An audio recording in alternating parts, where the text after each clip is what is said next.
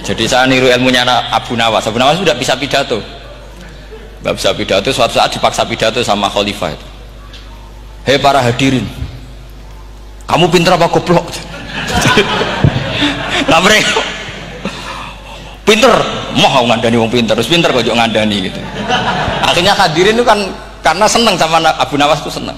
Ya sudah Abu Nawas, kalau gitu kita goblok. Aku mau mengambil wong goblok. Akhirnya terus wassalamualaikum warahmatullahi wabarakatuh.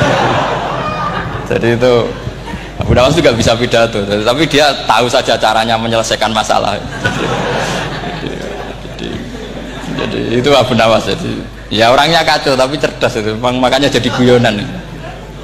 Sebenarnya Abu Nawas itu figur yang nyata, tapi tidak senaif yang diceritakan orang-orang di anekdot itu. Ya, beliau itu orang soleh ketika era Harun ar-Rasyid. Tapi ya tadi karena banyak cerita yang macam-macam. Ya, Abu Nawas itu makanya ini cerita anekdot. Jadi riwayatnya agak jelas tapi lucunya jelas itu. Jadi itu. Dia itu mangkel punya tetangga profesor ahli astronomi. Adiknya aku mau iso omong kok. Abu Nawas mau pinter molak-malik omong kan masyhur itu, dia cerita hari Senin tanggal sekian lihat Abu Nawas di alun-alun mau terbang.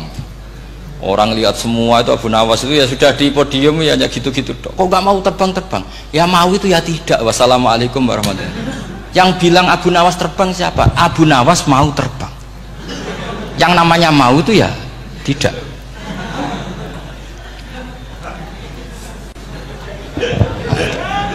Pernah dia itu lomba sama Harun ar-Rasyid.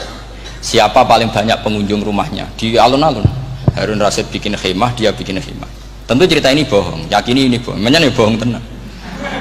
Makanya ini anekdot, hanya guyonan. Harun ar-Rasyid karena dia raja itu ada apel, ada makanan macam-macam. Ya tentu pengunjungnya banyak. Batas akhir itu penilaian jam 12 malam.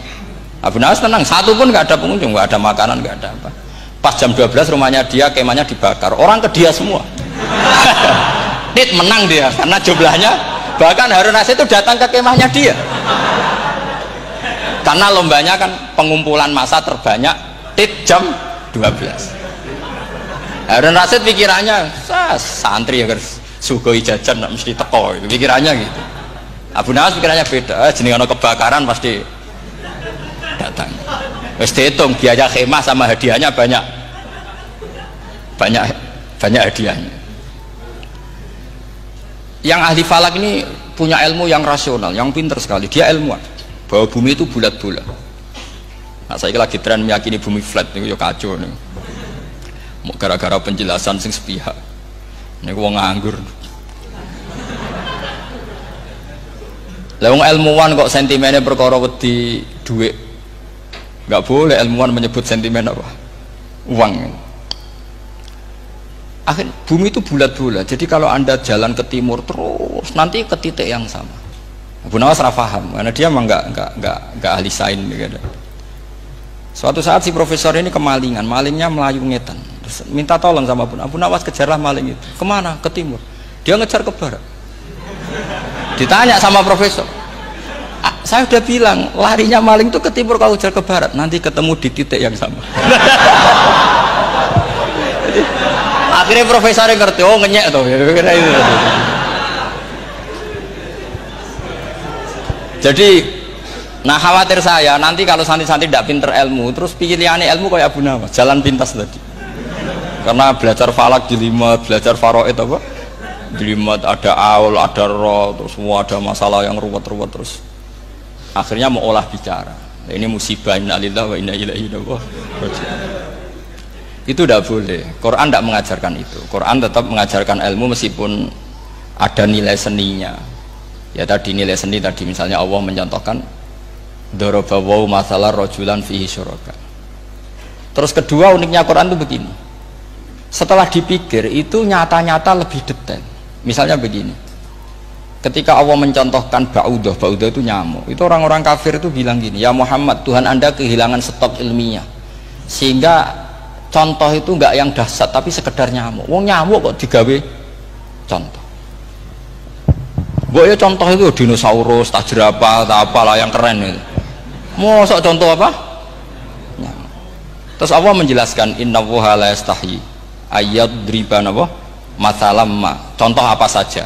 Apa saja itu ditafsiri ba'udatan fama fawqaha, entah itu nyamuk fama fawqaha atau yang di atasnya nyamuk, maksudnya di atasnya itu fil killah atau fisighor, atau yang di atas nyamuk yang lebih kecil ketimbang nyamuk.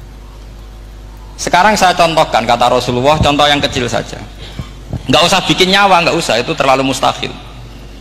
Seorang pemahat patung, kamu pesen, Pak aku gaekno patung gajah, mesti muni sanggup. Tak muni, Pak gaekno patung gajah ukurannya ya semestinya gajah, oke. Tapi Pak aku gaekno patung nyamuk, ukurannya ya sak nyamuk. Kira-kira sanggup apa enggak? Artinya ketika Allah gawe nyamuk itu lebih sulit ketimbang gawe gajah, apa lebih mudah? Lebih sulit. Karena nyamuk yang sudah kecil, dia punya alat kelamin, terus seberapa juga?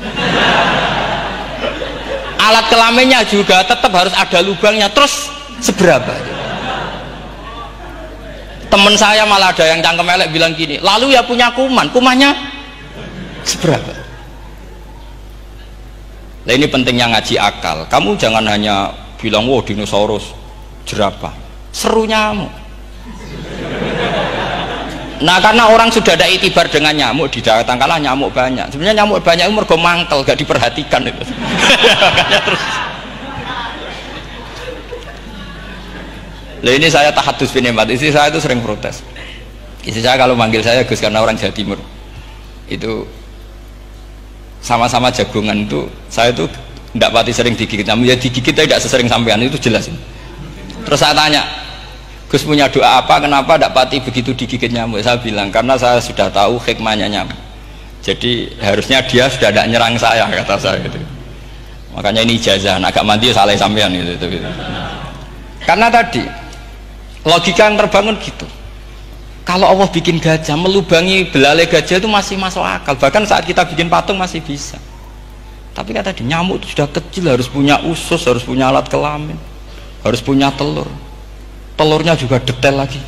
Ini disebut inna woha la yastahyi ayyadriba mathalam ma ba'udah. Sehingga ba'udah di mata ahli tafsir, di mata ulama ini contoh yang luar biasa.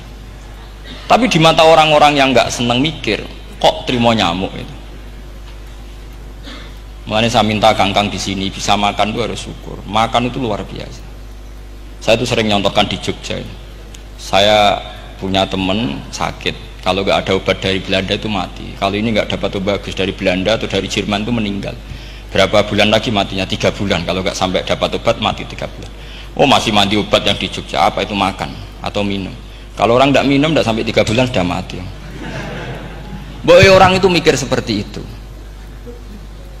Tapi kita ini kalau obat dari Jerman, dari Belanda itu hebat. Kalau enggak kita mati sebulan lagi, 3 bulan lagi. Allah bikin obat pada kita tiap hari, yaitu kita bisa makan, bisa minum. Itu kalau sekali nggak makan 5 hari bisa mati sama.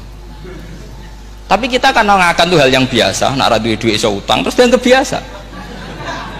Ini kalau ulama masalah besar. Punya otak seburuk itu tuh masalah besar bagi ulama.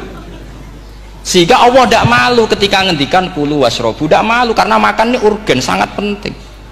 Dan Allah tidak malu meskipun Quran itu temanya kelas tinggi, biasa Allah mengatakan jong koweku kulu min thayyibati maruzaqnakum, kamu makanlah. Karena minum obat itu kebutuhan kita ketika sakit. Tapi kalau makan adalah kebutuhan kita sihatan wasukman, saat sakit maupun saat sehat. Nah, kalau Anda dengan kualitas ini, ketika Allah membicarakan makanan itu Anda akan respect sama Allah karena memang ini urgen betul.